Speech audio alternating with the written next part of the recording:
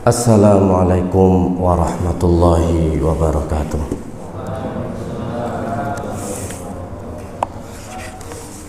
Bismillahirrahmanirrahim. Innal hamdalillah nahmaduhu wa nasta'inuhu wa nastaghfiruh wa na'udzu billahi min syururi anfusina wa min sayyiati a'malina. May yahdihillahu fala mudilla lahu wa may yudlil fala hadiyalah. Asyhadu an la ilaha illallah wahdahu la syarika lah wa asyhadu anna Muhammadan abduhu wa rasuluh. Ya ayyuhalladzina amanu taqullaha haqqa tuqatih wa la tamutunna illa Ya ayyuhalladzina amanu taqullaha haqqa tuqatih wa la tamutunna illa wa antum muslimun. Ya ayyuhalladzina amanu taqullaha wa qulu qawlan sadida yuslih lakum a'malakum wa yaghfir lakum dhunubakum wa may yuti'illaha wa rasulahu faqad faza fawzan 'azima. Amma ba'du fa inna asdaqal hadithi kitabullah wa khairal hadi hadi Muhammadin sallallahu alaihi wasallam wa syarrul umuri muhdatsatuha wa kullu muhdatsatin bid'ah wa kullu bid'atin dhalalah wa kullu dhalalatin finnar. Ikhwani fillah rahimani wa rahimakumullah. Jamaah salat subuh yang dimuliakan Allah Subhanahu wa taala. Alhamdulillah, dengan karunia Allah dan nikmat Allah Subhanahu wa taala kita bisa berkumpul dalam salah satu taman-taman surganya Allah agar kita mendapatkan banyak manfaat, keutamaan serta satu sebab yang memudahkan kita untuk bisa mendapatkan surganya Allah Subhanahu wa taala. Jamaah sekalian yang dirahmati Allah Subhanahu wa taala, melanjutkan pembahasan kajian kita tentang bab masalah hati. Kemarin sudah kita sampaikan bagaimanakah keutamaan seseorang yang memiliki hati yang bersih, yang bisa memberatkan timbangan kelak pada amalan kita di hari kiamat.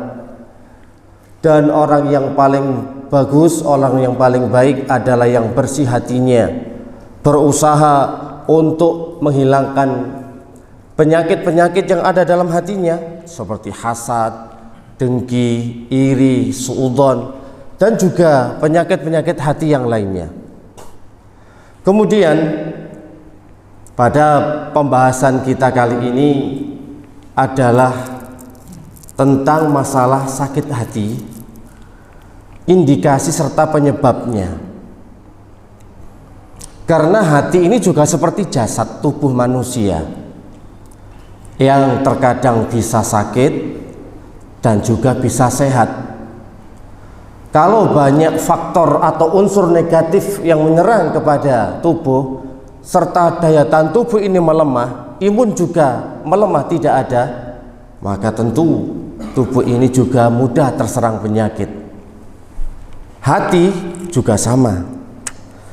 Kalau hati ini nggak kuat, nggak kokoh, maka cepat sekali dia akan terserang virus-virus penyakit yang justru lebih berbahaya. Kalau penyakit fisik, mungkin ujung-ujungnya adalah kematian. Tapi kalau sudah orang terkena penyakit hati, ujungnya bukan hanya mati, tapi adalah kesengsaraan ketika kita pulang di akhirat, yang menentukan apakah kita berada di surga ataukah di neraka.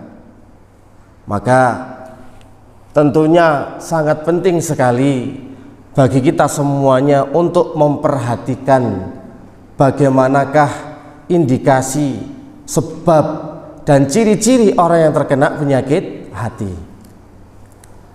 Pada pembagian pertama, hati itu ada 3.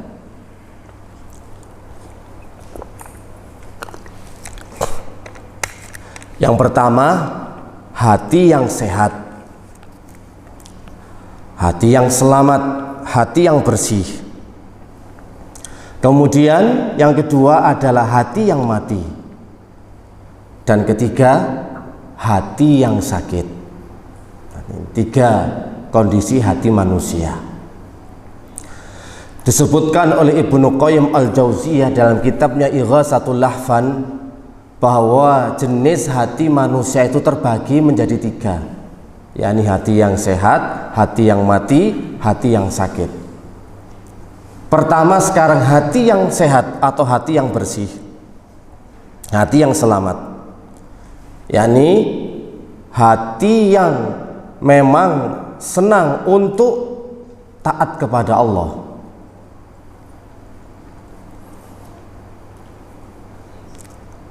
Disebutkan di dalam surat Asy-Syu'ara ayat yang ke-88 89. Kemarin sudah kita sampaikan mungkin. Yauma la yanfa'u malun wala banun. Di hari kiamat nanti kelak tidak akan bermanfaat yang namanya harta dan juga anak. Illa man atallaha biqalbin salim. Kecuali orang yang datang menghadap kepada Allah dengan membawa hati yang bersih, hati yang selamat. Hati yang bersih dan hati yang selamat ini adalah hati yang bersih dari kesyirikan,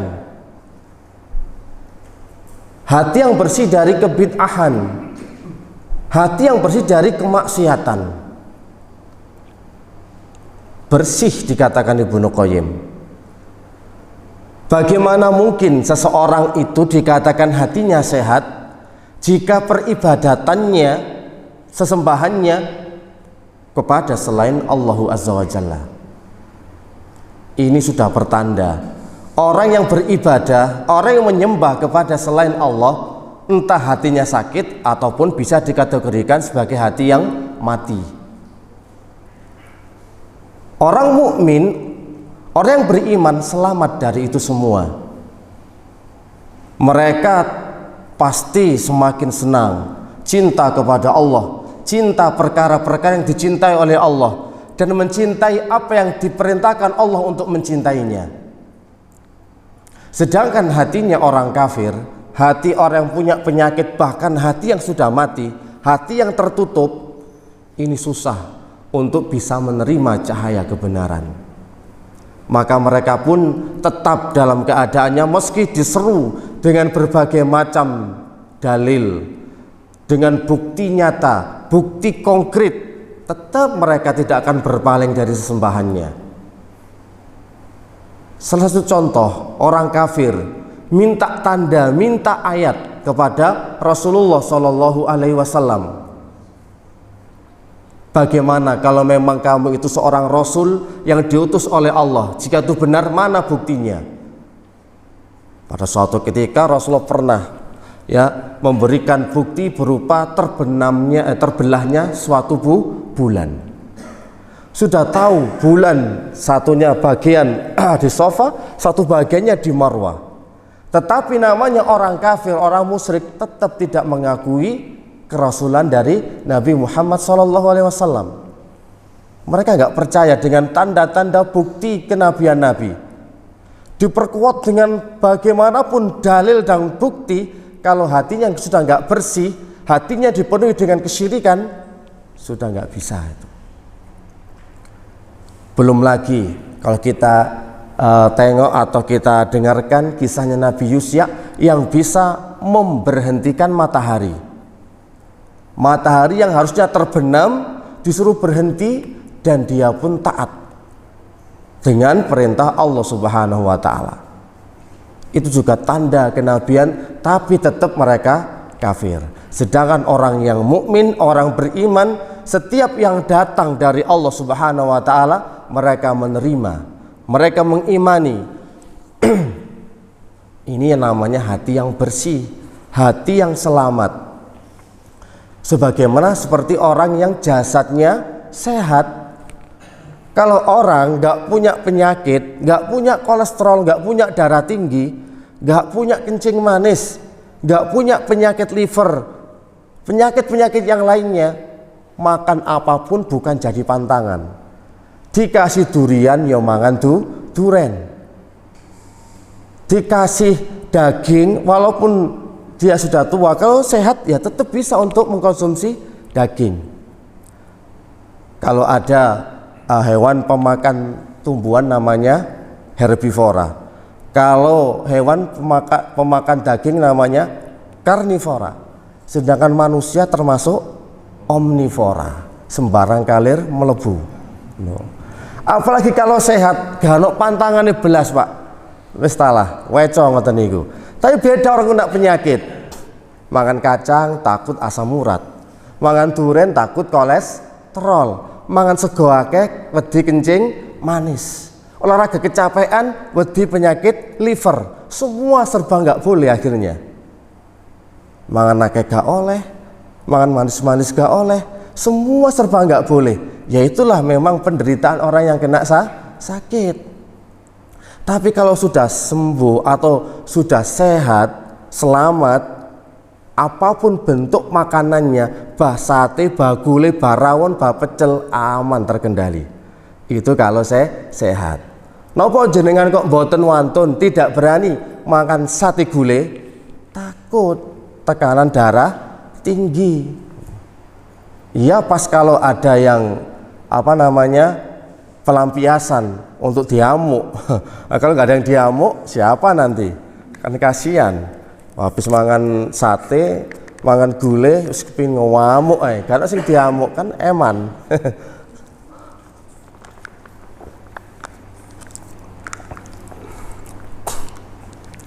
Orang yang hatinya bersih, orang yang hatinya sehat, dalam peribadahannya juga akan ikhlas, murni, tidak ada tendensi, tidak ada motif yang lain kecuali kepada Allah Subhanahu wa Ta'ala. Disebutkan juga oleh Ibnu Qayyim rahimahullah, setiap orang ketika melakukan suatu perkara selalu ditanya tentang mengapa dan bagaimana. Mengapa dan bagaimana, kata Ibnu Qayyim. Setiap orang melakukan sesuatu, mengapa Anda pergi ke masjid? Nah, itu kan pertanyaannya. Ketika kita beribadah kepada Allah, pertanyaan juga sama. Kenapa kita beribadah kepada Allah? Kita menyembah kepada Allah, kita sholat, kita menghadiri majelis ilmu. Pertama adalah pertanyaan mengapa, yang mengindikasikan motif tendensi kita dalam beribadah. Kalau hati yang sehat, hati yang selamat, hati yang bersih, maka niatannya, motifnya itu karena Allahu Azza wa Jalla. Sudah tidak ada yang lain. Tapi bagi hati yang sakit, macam-macam Pak. Orang beribadah atau berbuat baik itu banyak tendensinya. Ngasih uang pun sedekah itu penuh dengan tendensi. Tapi beda orang yang hatinya sehat, nggak punya kepentingan kok dia hanya tujuannya ikhlas karena Allah. Tapi kalau orang yang punya banyak kepentingan, banyak tendensi, banyak faktor dan penyebabnya, tergantung. Kalau sekarang mau pemilihan RT, nah ini baru lumayan agak sedikit dermawan. Pengen jadi lurah, meningkat lagi kedermawanannya. Lebih tinggi jabatan, lebih tinggi kedermawanannya. Tapi cuma dalam satu waktu itu saja Pak. Selainnya, setelah waktunya sudah selesai, alhamdulillah, sedekahnya juga berhenti, kedermawanannya juga berakhir. Kalau orang yang baik, orang yang ikhlas, orang yang hatinya selamat dalam berbuat kebaikan, untuk berinfak dan sedekah, maka dia selalu mudawamah, konsisten dan istiqomah. Itu adalah ciri khas. Oh, orang ini memang suka membantu, orang ini memang suka memberi sembako, memberikan ampau. Bukan hanya ketika dia ada kepentingan saja. Makanya mengapa, kenapa, ini pertanyaan awal bagi kita di saat kita mau melaksanakan kebaikan. Ketika kita mau beribadah, saya mau sholat malam atau sholat subuh atau majelis taklim, kira-kira apa tendensinya ya? Apa hanya pengen store muka, nanti ketemu teman-teman supaya dikatakan, oh iya sampean pancene Masya Allah gitu ya. Tadi kemana kok nggak kelihatan? Oh ada kok saya di belakang. Biar tahu aja, store muka, absen. Apalagi pas takbir akbar gitu ya, ustadz dari nasional ataupun internasional semakin ramai. Karena apa? Ya biar bisa ngupload, bisa diupload ke medsos. Saya lagi menghadiri kajian Syekh Fulan atau siapa. Tujuannya cuma sekedar pamer. Makanya hati yang selamat, kenapa dipertanyakan dari awal? Itu karena tujuannya hanya untuk Allah Subhanahu wa ta'ala. Lalu pertanyaan kedua, bagaimana? Bagaimana cara pelaksanaan kita dalam beribadah? Maka kita tentu mencontoh kepada Rasulullah Shallallahu Alaihi Wasallam.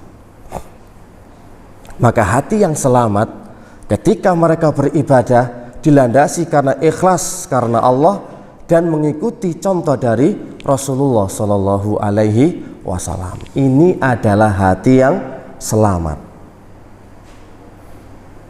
Pokoknya hati yang selamat kalau untuk hal kebaikan, untuk ibadah kepada Allah, tidak tawar menawar, selalu sami'na wa ata'na.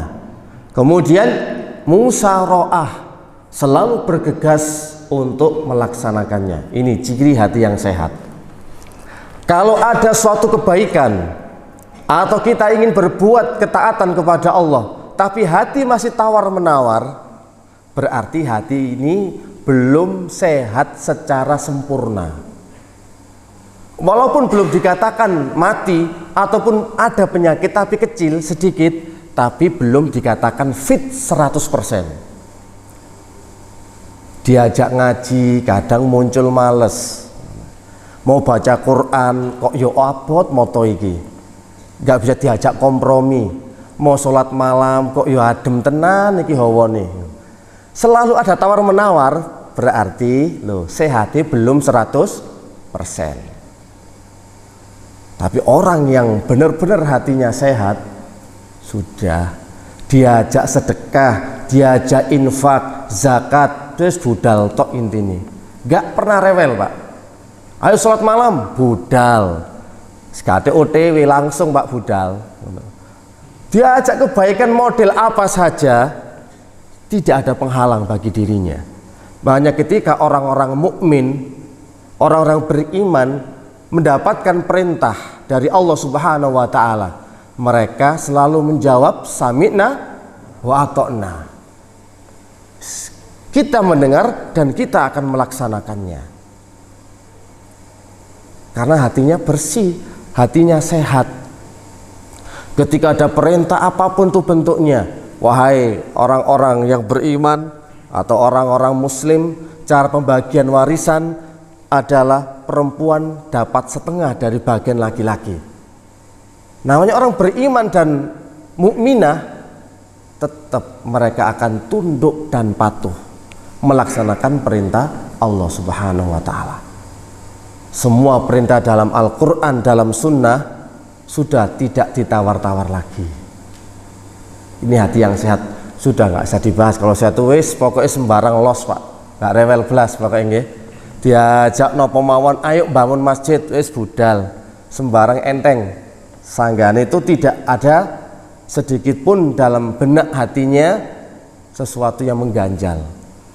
Artinya musyaroah, selalu bersegera untuk melaksanakannya. Segera, tidak ditunda-tunda. Pokoknya kalau memang saat itu bisa dilakukan, maka dia akan segera melakukannya. Kemudian sekarang yang kedua,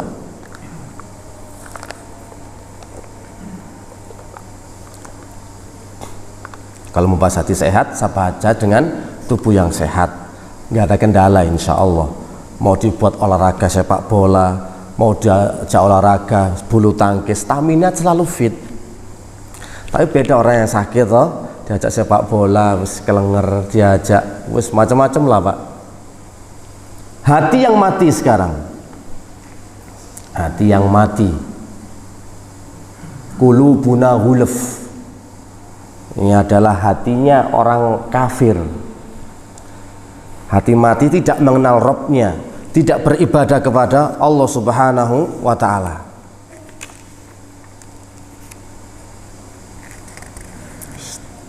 Dan tidak peduli, semuanya tidak diperhatikan.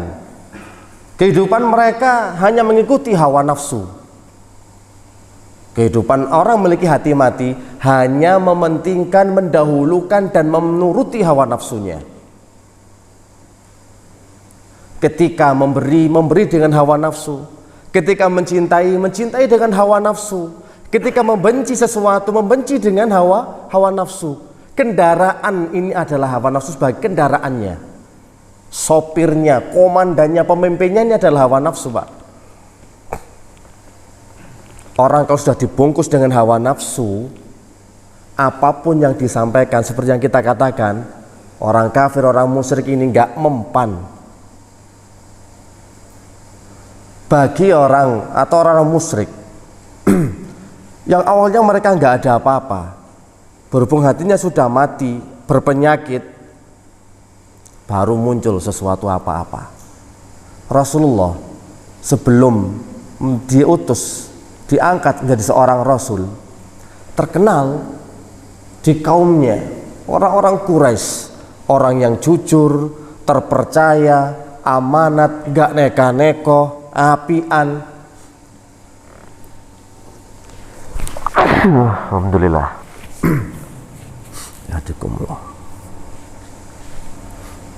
Ini belum ada apa-apa. Tapi ketika Nabi diutus, mengaku sebagai seorang rasul, terus bagaimana respon mereka? Yang awalnya Nabi dikatakan jujur, terpercaya, tidak berdusta, bisa dipertanggungjawabkan, ganti semua menjadi seorang yang pendusta, tukang sihir, orang gila, tukang sulap, seperti Romi Rafael itu apa Pak? Hipnotis. Nah, pintar menghipnotis. Makanya orang-orang kafir antara satu dengan yang lainnya sudah memberikan wanti-wanti, jangan dengarkan perkataan Muhammad, dia tuh bisa menghipnotis kalian. Yang awalnya kalian benci menjadi suka. Maka tutup telinga kalian rapat-rapat ketika Muhammad berkata-kata. Ditakuti Muhammad itu. Luar biasa. Awalnya mereka benci, nggak suka, tapi nggak bisa menghentikan. Kan setiap yang mendengarkan apa yang disampaikan oleh Nabi Muhammad SAW, mereka akan menerima. Mereka langsung terperangah, terbuka mata hatinya. Oh, ini memang yang benar. Jadi karena sudah berpenyakit hatinya, ada hasad, ada dengki, ada kecongkaan, ada kesombongan, mereka tidak bisa menerima keberadaan Muhammad sebagai seorang Nabi dan Rasul. Seumpama Nabi gak mendakwakan itu enak kok Pak. Mereka itu nerima. Berhubung berdakwah, mulai ada jarak. Jenengan sama temen juga sama. Kalau nggak ada dakwah, nggak ngajak ini, nggak ngajak gitu, nggak ngelarang ini, nggak ngelarang itu, aman sampean berteman. Tapi kalau sudah mulai melarang, nah, bro jangan gitu bro, nggak boleh, sudah mulai ada jarak nanti, sedikit demi sedikit. Seperti itu keadaannya. Ini hati yang mati, hati yang mereka hanya menurutkan hawa nafsu. Makanya cintanya karena hawa nafsu, bencinya kepada sesuatu kebenaran juga karena hawa nafsu. Pokoknya tolak ukure menuruti hawa nafsu. Ketika memberi juga karena hawa nafsu. Ketika dia tidak mau memberi kepada orang, menahan pemberiannya juga karena hawa nafsu. Memboikot juga karena hawa nafsu. Benar-benar loyal kepada seorang juga karena hawa nafsu. Jadi nggak ada yang utuh, semua penuh dengan tendensi. Maka ini perhatikan, kalau seseorang sudah hawa nafsu yang menjadi tolak ukurnya, maka ini tanda hati yang mati. Sedangkan setan, pinternya setan ketika menggoda manusia adalah melalui kendaraan ini, Pak, hawa nafsu. Jadi setan wis elek, hawa nafsu juga amaratun bisu, jadi satu, ditumpangi sama setan. Semakinlah buruk karakter seseorang. Hati yang mati bahkan dikatakan oleh Allah Subhanahu wa taala di dalam Al-Qur'an sebagaimana hatinya orang kafir. Mereka punya mata tapi gak bisa melihat. Mereka punya telinga tapi tidak bisa untuk mendengarkan. Mereka punya akal tapi gak bisa untuk berpikir. Bahkan mereka itu lebih parah daripada binatang. Karena gak bisa sudah membedakan bainal haq wal batil, mana yang hak, mana yang batil. Kalau hati sudah mati, ini sudah mati rasa. Orang kalau sudah mati, mati rasa sudah memang. Sebagaimana orang yang sudah meninggal toh, jasad dibengoi, diteriaki, diajak lapo-lapo gak bakal respon. Wong wis mati, dioba-oba, digugatangi gak bakal bangun. Jadi gak bermanfaat, gak berfungsi. Diseru, diberi dalil, walaupun 1000 dalil, tanda bukti tidak akan merubah keyakinan mereka. Hati mereka memang sudah ditutup oleh Allah Subhanahu wa taala. Terbalik ditutup seperti ini loh. Beda dengan wadah yang terbuka. Maka ketika dikasih air ya mereka masih wadahnya masih memenuhi. Tapi kalau sudah terbalik, dikasih berapapun juga tidak akan bisa. Jadi prioritas mereka adalah hawa nafsunya, kebodohan, kejahilan. Ini yang menjadi ciri khas mereka, kebodohan, kejahilan. Bukan mereka itu enggak berpendidikan. Orang jahil itu bukan berarti enggak berpendidikan. Orang jahil itu orang yang tidak mau menerima kebenaran Al-Quran dan Sunnah. Kemudian sekarang hati yang sakit, yang ketiga.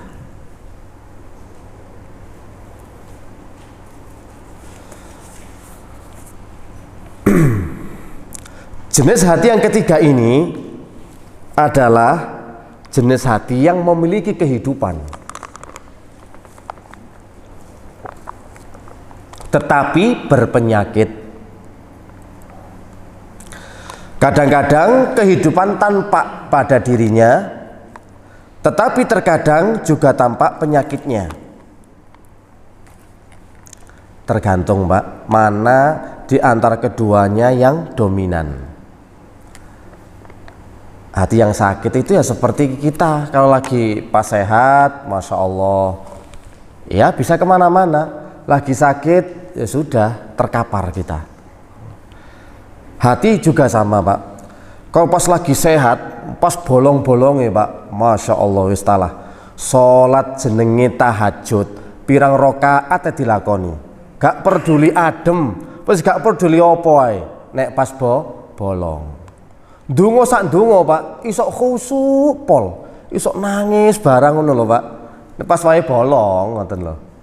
Wae buntu. Walaupun adzan as-sholatu khairum minan naum ya tetep melungker wong atine pas buntu. Nek pas bolong gampang, Pak. Makanya saya mentiteni nek kanca sampean bolong, wis cepet-cepet dijak nang warung. Nah, jelas sampean ditraktir nggih. Ngono. Semomong bolong ayo wis njaluk sembarang kalir ini gila iya ngono. Sekari sampean jokno didik iya Mas sampean kok iso sehat ngono ya. Kok iso tambah kewet nom ngono ya. Oh iya ayo wis nang warung ae wis. Iki Pak, iki tandane wong bolong sing sehat iki Pak. Dalam hati itu juga terdapat keimanan, terdapat kecintaan kepada Allah Subhanahu wa taala, terdapat keikhlasan, tawakal dan semua hal-hal yang kebaikan itu ada di situ. Tetapi di sisi lain dalam hatinya ya juga ada namanya kedengkian, hasad, sombong. Tergantung Pak. Sekarang bagaimana yang mendominasi? Sama-sama berada dalam hati kita. Kadang iman, ya kadang pas. Imaneku bisa naik, kadang juga bisa turun. Kadang menjadi orang yang berambisi, terkadang juga bisa menjadi orang yang qanaah. Kalau pas sudah kajian dan tersentuh, sadar bahwa dunia ini hanya sementara. Dunia hanya permainan dan senda gurau. Maka dia pun sadar, ngapain saya serius di dunia? Kenapa harus mengejar kepentingan dunia? Sadar. Di sisi lain, kalau pas penyakitnya datang, dia pun menjadi orang yang ambisi. Yang dikejar hanyalah dunia. Sudah lupa kemarin bab masalah qanaah. Selalu berbalik seperti itu. Karena dipengaruhi oleh dua penyeru. Ini hati yang berpenyakit ini karena apa? Hati ini dibuat rebutan antara malaikat dan setan. Mana yang lebih mendominasi? Kalau seruan malaikat yang lebih didengarkan, dia akan selamat. Dia akan semakin taat kepada Allah Azza wa Jalla. Tapi kalau setan yang dituruti seruannya, ya dia akan menuruti hawa nafsu.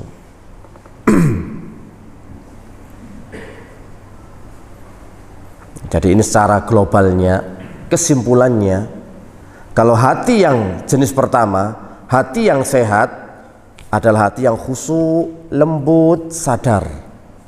Khusyuk, memang itu hatinya orang yang sehat. Kalau jenis hati yang kedua, kering, tandus, mati,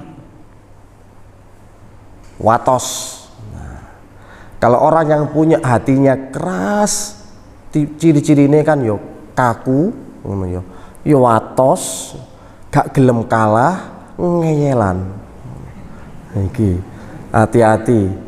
Makanya ngomel ciri-ciri ini Pak. Niru Bani Israel. Ngeyelan. Kalau jenis hati yang ketiga, hati yang sakit, ya bisa jadi lebih dekat kepada kesehatan atau lebih dekat kepada kematian. Dia berada di tengah-tengah. Kalau sakitnya semakin hari semakin bertambah parah, maka penyakit itu bisa menyebabkan seseorang mati. Tapi kalau kehidupan, kesehatan, stamina yang menentukan adalah dia semakin baik, maka dia bisa kembali menjadi sehat. Tergantung dari kehidupan hatinya. Nah, maka faktor yang bisa menyebabkan hati tidak normal, hati berpenyakit itu pertama, karena hati tersebut kering, keras, tandus, tidak berfungsi sebagaimana yang dikehendaki.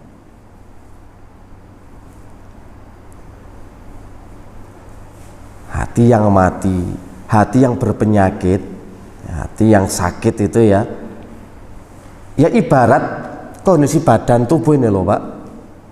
Ada yang secara total sakitnya, ada yang secara parsial. Ibarat tangan, ini kalau yang hati mati, tangan tuh buntung, nggak bisa melakukan apa-apa, sudah nggak punya. Ibarat tangan seperti itu. Lidah juga sama, mati rasa. Orang yang bisu, lidahnya nggak berfungsi.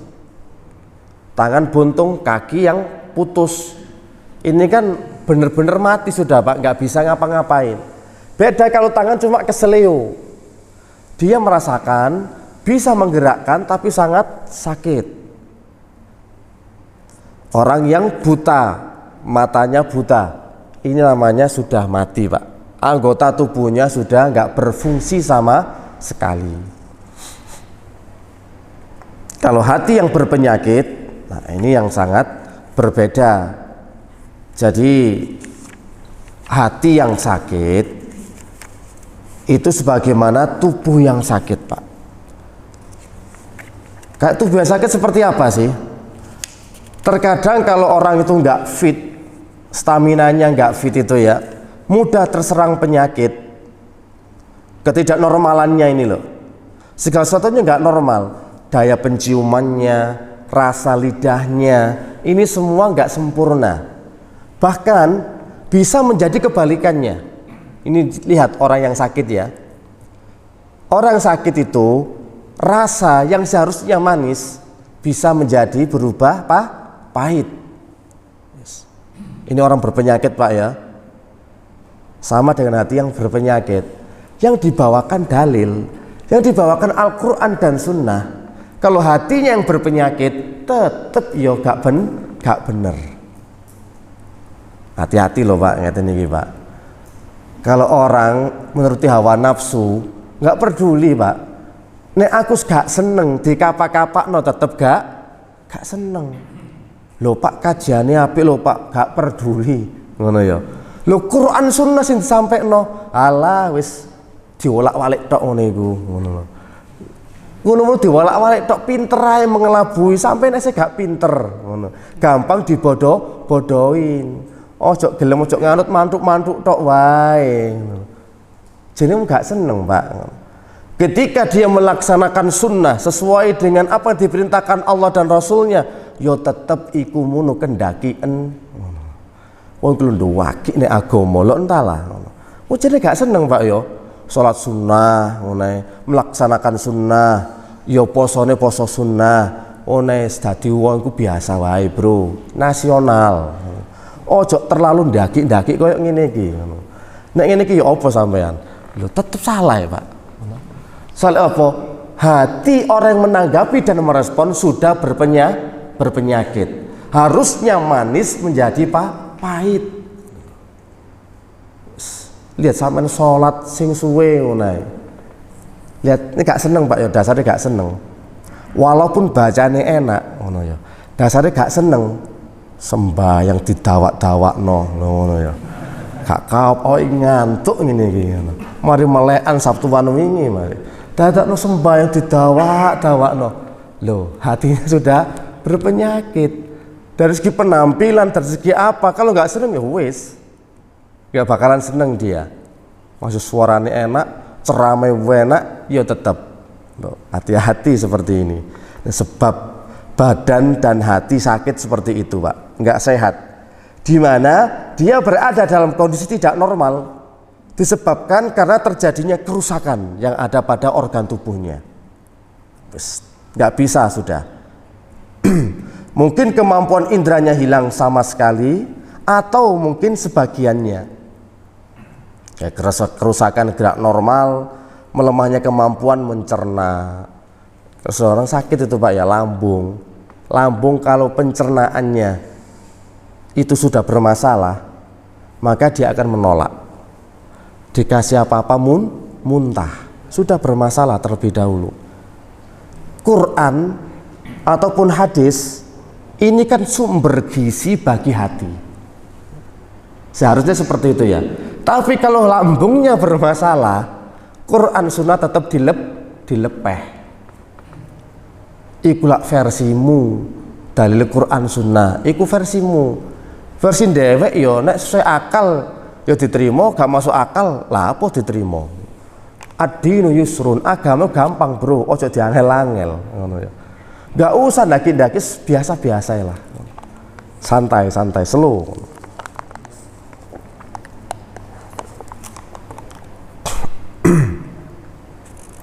Kerusakan pada badan jasad sama dengan kerusakan pada hati. Ada yang rusaknya parah, ada yang rusaknya sedikit. Tergantung. Kak tadi ya, daya penciuman, daya rasa lidah ini sudah berbeda. Kalau semakin parah sakitnya semakin tidak terasa. Hati-hati ciri-cirinya. Kalau penciuman sudah tidak berfungsi, mangan wis gak kroso, cepet-cepet hubungi dokter. Bisa jadi Anda terkena positif COVID. No. COVID iki Pak berbahaya. Jenengan lo wedi, takut toh. Wih piye kalau COVID seperti ini? Orang sudah mati rasa gitu ya. Gimana ini mangan sate gak kroso sembarang gak kroso wis sembarang wis gak peduli wis tak lebokno ae. Nah, itu salah satunya. Atau penciuman sudah gak terasa. Jangan-jangan kok COVID. Lho jenengan mawon lho. Kalau dalam masalah penyakit fisik, khawatirnya, takutnya luar biasa. Tapi kalau hati yang sakit, ada seruan, suruh infak, sedekah, suruh sholat malam, tahajud. Ini kok kelihatannya kok kurang semangat ya. Kenapa gitu? Kata samina wa ta'na. Kalau ada seruan, ayo sekarang ada saudara kita yang terkena gempa bumi, ada yang kena banjir, cepet responnya Pak, hatinya sehat gitu. Tapi kok tawar menawar, iki nyambut gawe sepi ini. Tak kayak norono aku dhewe yo sepi, aku gak gelem koyok dadi koyok lilin. Isok nerangi tapi aku dhewe leleh. Oh, masuk iki Pak. Masuk akhirnya nggak jadi infak, nggak jadi sodako, nggak jadi donasi. Karena saya sendiri juga butuh donasi. Maka kesimpulan dari pembagian hati ini Pak, dari hati yang sehat, hati yang mati, hati yang sakit, maka disimpulkan oleh para ulama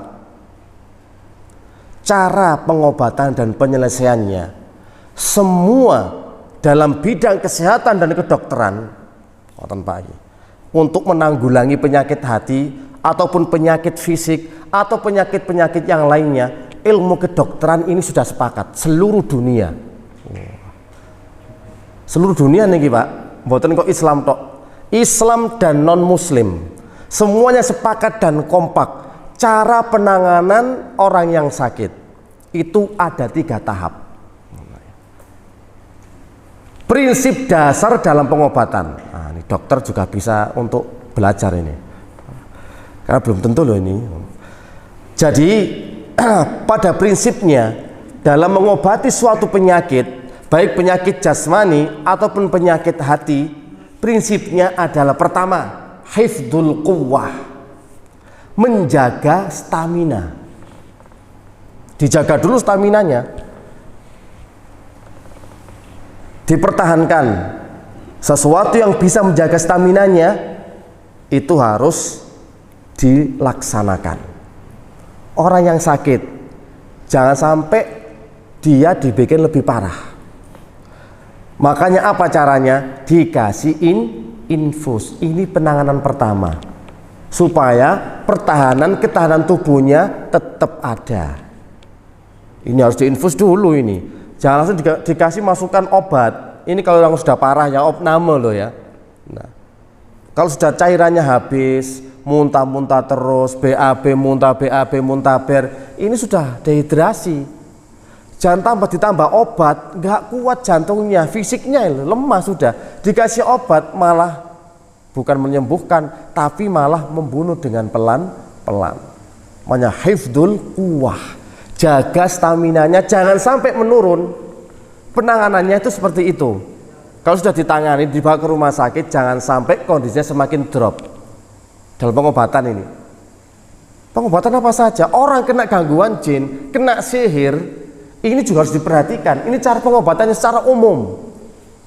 Jangan sampai nanti orang ini semakin parah. Makanya prinsip dasar dalam ruqyah juga sama. Yang sadar dikuatkan, yang kesurupan disadarkan. Biar enggak berbalik. Jangan dibalik loh Pak. Sudah sadar malah dijadikan kesurupan, iku mundur. Ngono lho. Enak-enak waras lah ya, dijak omongan yo nyambung. Pak pundi griyane? Oh kula pacet kok tebih mriki nggih jenenge pados tombo niku pundi kula turuti pun muter-muter sak jagat niki punan. Lho ngoten to. Wis eco dijak omong-omongan. Pun Pak siap-siap kula ruqyah nggih. Allahullah, wah tambah gak karu-karuan. Lho, tambah jongkir walik koprol akrobat gak karu-karuan Pak pasien ini. Iki jenenge kemunduran Pak. Tidak sesuai dengan prinsip dasar pengobatannya Ibnu Qayyim rahimahullah.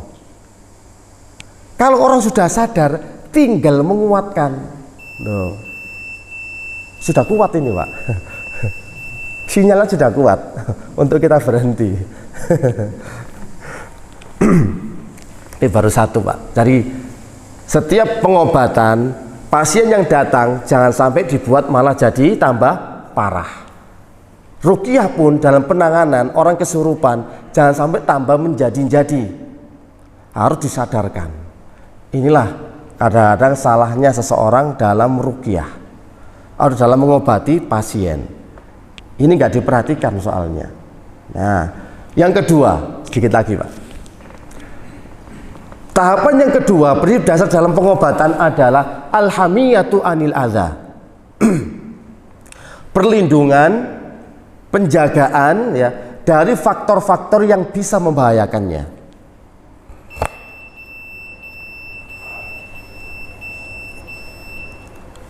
Maka harus dijaga Pak, jenengan tipes. Nggak boleh makan kecut-kecut, nggak boleh pedes-pedes, nggak boleh yang ada santannya, nggak boleh buah-buahan.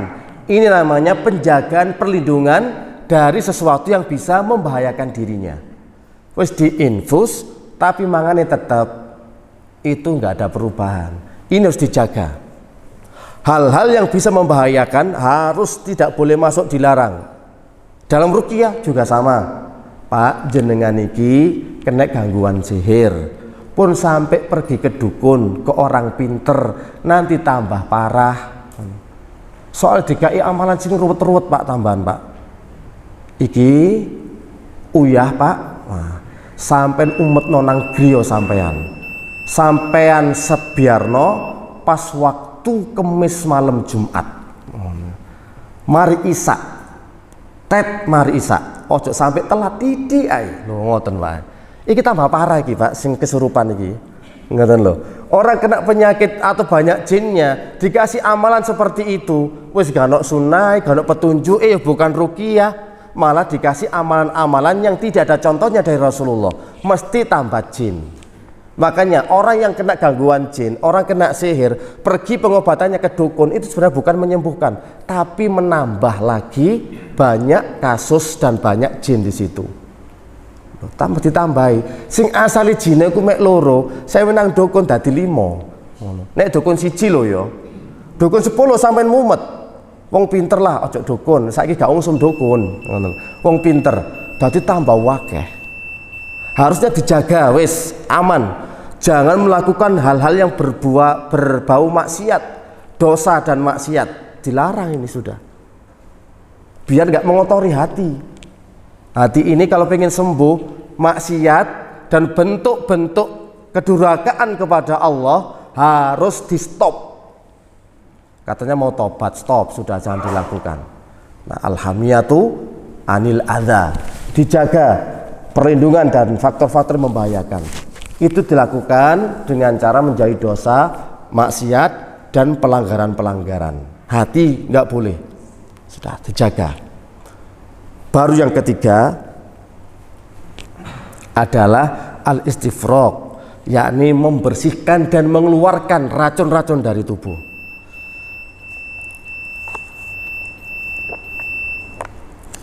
Membersihkan dari segala sesuatu yang bisa merusak bagi hati. Dilakukan dengan melakukan taubat yang sebenar-benarnya, memohon ampun kepada Allah Subhanahu wa ta'ala. Ini jenis cara penanganan, prinsip dasar pengobatan yang disepakati seluruh ilmu kedokteran seluruh dunia. Pencetusnya Ibnu Qayyim sudah dibahas dulu, main dokter Islam yang paling hebat ya Ibnu Qayyim, baik masalah hati ataupun fisik. Makanya bab masalah makanan apa saja yang dikonsumsi, Ibnu Qayyim ini sumber rujukannya Pak. Pokoknya dalam sehat jasmani dan rohani, kalau kita merujuk kepada Ibnu Qayyim rahimahullah, insya Allah kita sehat, insya Allah ya. Karena sering sekali hal-hal yang sudah dilakukan oleh beliau kemudian ditularkan agar kita mencontohnya. Jadi diingat-ingat ini, stamina dijaga, hifdzul quwah. Jangan sampai pada penanganan pertama kita salah. Kalau sudah salah dalam penanganan pertama, bukan semakin bagus tapi semakin drop. Salah ngasih penanganan itu berbahaya. Dan yang kedua, perlindungan dari faktor-faktor yang bisa lebih membahayakan. Justru semakin turun, semakin down, semakin drop. Yes. Makanya sebelum itu al-wiqayatu khairum minal ilaj. Penting jaga stamina. Lah ngoten to pesene dokter, makan masker. Bukan makan masker loh, Pak. Maksudnya makan maskeran gitu loh, Pak. Udah makan masker temenan itu untuk mencegah Covid. Makan masker maksudnya apa sih? Daya tubuh stamina ini biar nggak turun. Kalau drop kan gampang bakteri virus untuk menyerang. Dijaga dulu kondisinya. Makanya makan sama masker. Masker untuk tujuannya apa? Biar nggak ada bakteri yang masuk. Hal-hal yang bisa membahayakan. Loh. Nek wis ngono baru kayak obatnya, Pak. Kayak kecut. Ngoten lho. Apa niku? CC niku lho. C1000. Wah, itu kan salah satunya ya. Obatnya sing kecut-kecut iku, Pak. Mana obatnya Covid iku apa? Ya kecut-kecut iku lho. Maksudnya apa? Katanya kan dari dulu awal Covid itu nggak ada obatnya, yang penting imunitas kita, daya tubuh kita jaga.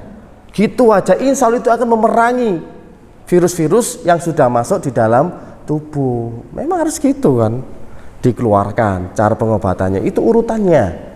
Oh tujuannya jenengan cek semerap, makan. Pokoknya Pak makan yang bergizi Pak 4 jam 5 sempurna. Piye Ustadz makan bergizi yang pandemi gak ono duit, gak ono penggawean. Kabeh wae dipecat resign. Iso semangat sehat iki piye? Pokoke mangan alhamdulillah wis. Ya wis gak apa-apa. Masker dan cuci tangan. Tujuannya apa? Biar nggak ada bakteri yang masuk gitu. Nggak ada semakin tambah parah. Apalagi sudah punya penyakit bawaan, hati-hati itu. Kalau sudah penyakit bawaan, ditambah kena virus cepat ke paru-paru, ke jantung, sudah. Banyak orang yang cepat, orang sudah tua, apalagi sudah ada penyakit bawaan, terjangkit lagi kena virus, maka itu semakin mempercepat. Dijaga dulu.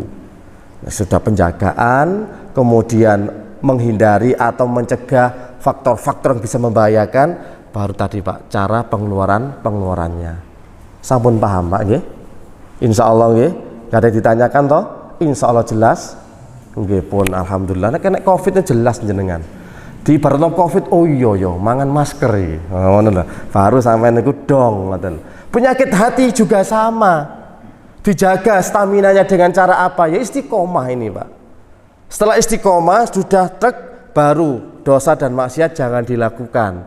Lalu yang terakhir adalah banyak istighfar dan tobat. Loh, ngoten toh? Ingat, innal abda, sesungguhnya seorang hamba, idza adnaba dzamban, jika melakukan suatu dosa, nuktatas sauda fi qalbihi, maka akan diberikan tanda tul hitam dalam hatinya. Wa idza taba, apabila seseorang itu telah berhenti, naza'a, kemudian berhenti dari kemaksiatannya, bertobat, berhenti, wastaghfara, dan istighfar tobat kepada Allah Subhanahu wa taala, saqula qalbuhu, maka hatinya kembali lagi mengkilat.